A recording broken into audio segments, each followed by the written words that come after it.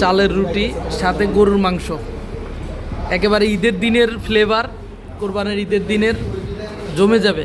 আমাদের মাননীয় মুফতি সাহেব অলরেডি মিয়া মিয়া কমেন্ট করে দিছে, আমাদের পরিচালক সবাই। চালের রুটি, বিসমিল্লাহির রহমানির রহিম। চালের রুটি দিয়া গরুর মাংস, বিসমিল্লাহির রহমানির রহিম।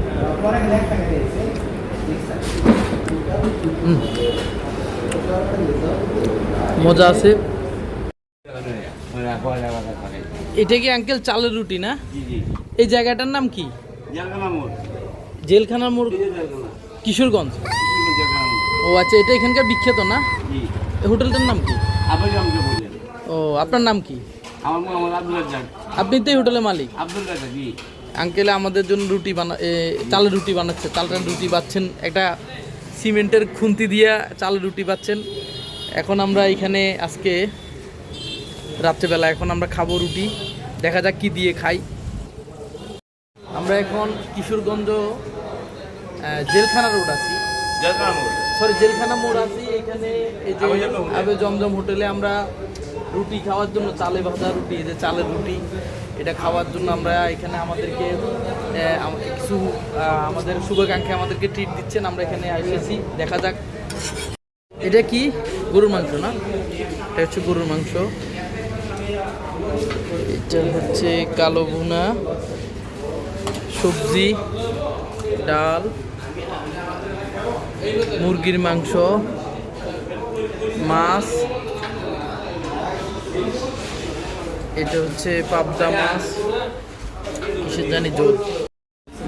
চালের রুটি সাথে গরুর মাংস, একেবারে ঈদের দিনের ফ্লেভার, কোরবানের ঈদের দিনের জমে যাবে। আমাদের মাননীয় মুফতি সাহেব অলরেডি মিয়া মিয়া কমেন্ট করে দিছে, আমাদের পরিচালক সবাই।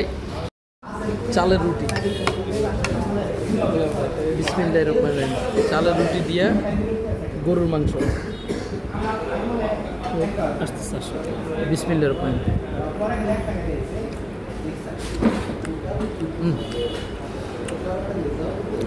মজা আছে। এখানকার গরুর মাংসটা ঝাল ঝাল, ঝাল ঝাল,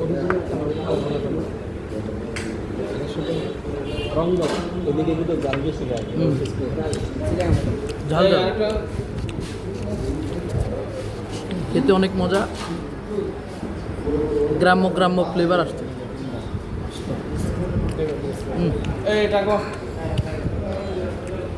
আমাদের ছাত্র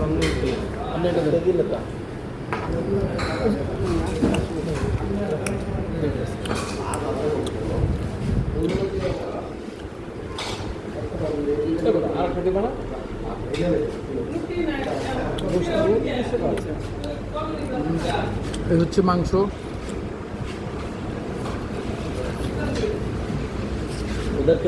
মাংস দিয়ে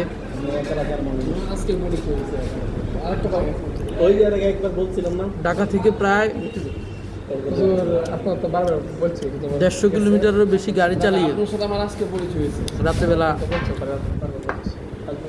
মাংস দিয়ে রুটি, চালের রুটি মজাই লাগতেছে, আলহামদুলিল্লাহ। এই